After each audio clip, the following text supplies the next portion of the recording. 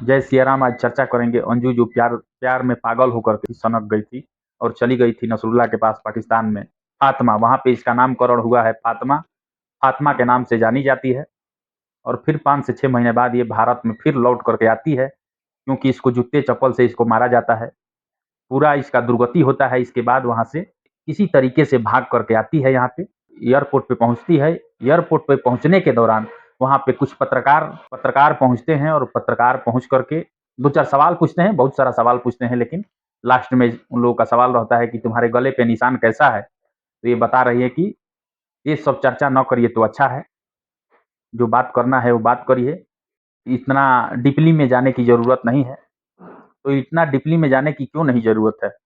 तुमको लात जूता चप्पल सब मिला है, लात जूता चप्पलों से तुम्हारा स्वागत हुआ है, तुम ये सब कैसे एक्सेप्ट करोगी? तुमको तो पहले यहाँ पर भी लात जूता और चप्पल मिलना चाहिए। तुम एयरपोर्ट पर जैसे ही उतरी, तुमको लात जूता चप्पल मिलना चाहिए, लेकिन कोई आदमी नहीं था, पता ही नहीं था किसी को कि तुम कब उधर से आ रही हो। नहीं तो तुमको भी लात जूता चप्पल यहाँ पर भी मिलता। वहां पर तो पाकिस्तानिया सब तुमको लात जूता दिया है, तो तुम भाग करके यहाँ पे आई है। एक सीमा हैदर भी है। सीमा हैदर जब तक बच रही है तब तक बच रही है, नहीं तो इसको भी पाकिस्तान जाना ही पड़ेगा।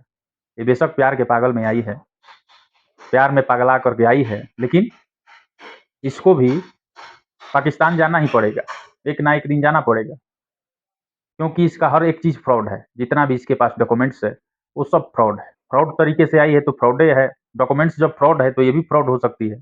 पगला करके आई है और पगला करके ही इधर से जाना पड़ेगा। इसके ऊपर केस चल रहा है। केस का जब सच्चाई सामने आएगा तो इसको जाना ही पड़ेगा, इसमें कोई रोक नहीं सकता है। इसका मकसद क्या है क्या नहीं है, यहाँ पे जिस तरीके से बात कर रही है उस तरीके से लगता नहीं है कि ये इसके अंदर कुछ चल रहा है। वाकई में प्यार के चक्कर में आई है। किसी पे किसी तरीके का कोई भरोसा नहीं किया जा सकता है, इसलिए इसका केस जब खुलेगा, इसके ऊपर जांच चल रहा है, कई टीमों द्वारा इसके ऊपर जांच चल रहा है। जब इसके जांच में जब सच्चाई सामने आएगा तो इसको भी फिर फातिमा के रूप में वहां प्रवेश करना ही पड़ेगा। अरे भारत है, भारत तो सबको अच्छा लगता है। जिसको कहीं शरण नहीं मिलता है वो भारत में ही प्रवेश करता है। जिसको खाने का कहीं ठिकाना नहीं है वो भाग करके कहाँ आता है? यहीं आता है, यहीं उसको शरण मिलता है। अभी जितना दिन तक है किसी को कुछ पता नहीं चल रहा है, लेकिन जिस दिन इसका भंडा फूट जाएगा उस दिन पता चल जाएगा कि कौन आदमी क्या है, किस तरीके का आदमी है, क्या इसके मन में चल रहा है, किस मकसद से यहाँ पे आया है। खैर अभी चुनावी माहौल चल रहा है, इसलिए इन लोगों के ऊपर कोई नज़र उतना नहीं डाल रहा है, नहीं तो इन लोगों का हिसाब किताब हो गया होता अभी तक।